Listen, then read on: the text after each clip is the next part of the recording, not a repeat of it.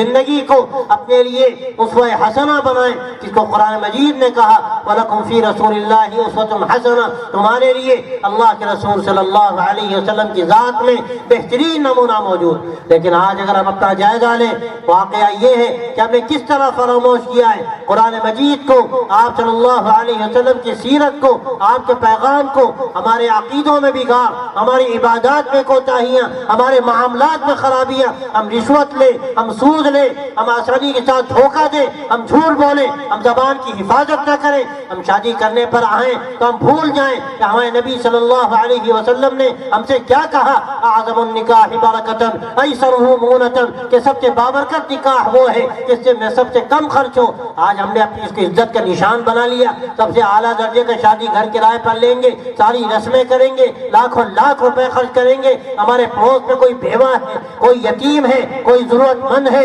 کوئی بچی بیٹھی ہے، اس کی شادی نہیں ہوئی، ہم لاکھوں روپے خرچ کر سکتے ہیں، لیکن اس کی شادی کے لیے ہم 20,000 روپے دینے کو تیار نہیں۔ یہ آخر کون سا اسلام ہے؟ میرے دوستوں، میرے بھائیوں، آج اپنی زندگی کو ہم نے اسلام سے دور کیا، اس کا نتیجہ یہ ہے کہ ہمیں اللہ تبارک و تعالیٰ نے اسلام کا ترجمان بنایا تھا، نمائندہ رسول بنایا تھا۔ آج دنیا مسلمانوں کو اسی نگاہ سے دیکھتی ہے کہ نمائندہ رسول ہے، اور جب ہماری بد کرداری اور ہماری بد اخلاقی لوگوں کے سامنے آتی ہے، اسلام بدنام ہوتا ہے۔ اور ایک قدم میں آگے بڑھ کر کہتا ہوں، سرکار دو عالم حضرت محمد عربی صلی اللہ علیہ وسلم کی ذات اقدس پر آج جو باتیں کہی جا رہی ہیں میں وہ کہہ نہیں سکتا۔ آج اس میں واقعہ یہ ہے کہ ہماری بد اخلاقیوں کا حصہ ہے۔ اگر ہم نے صحیح نمونہ پیش کیا ہوتا، آپ صلی اللہ علیہ وسلم کی زندگی کو اپنی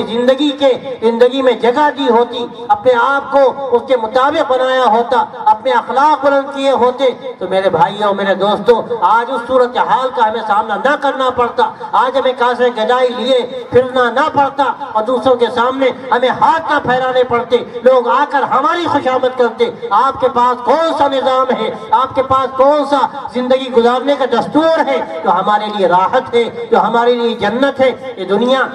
جو آج جہنم قدہ بن گئی، ساری دنیا میں آپ جا کر دیکھیے، کوئی قوم ہو، کوئی ملک ہو، آج وہ ایک جہنم کا حصہ ہے۔ اس کا سبب صرف یہ ہے کہ ہمارے سامنے، ہمارے پاس جو نمونہ تھا اللہ کے نبی صلی اللہ علیہ وسلم کا دیا ہوا، ہم نے اس نمونے کو چھوڑ دیا۔ میرے بھائیوں، آج اس قرآنی مجلس میں یہ ہماری بڑی ذمہ داری ہے۔ میں آپ سے صاف کہتا ہوں، اگر ہم ایسے خالی چلے گئے، ہماری بڑی محرومی کی بات ہے۔ ہم قرآن مجید لے کر جائیں، قرآنی نسبت لے کر جائیں، قرآنی پیغام لے کر جائیں، قرآنی تعلیمات لے کر جائیں، اور سرکار دو عالم صلی اللہ علیہ وسلم کی وہ مبارک زندگی جو تشریح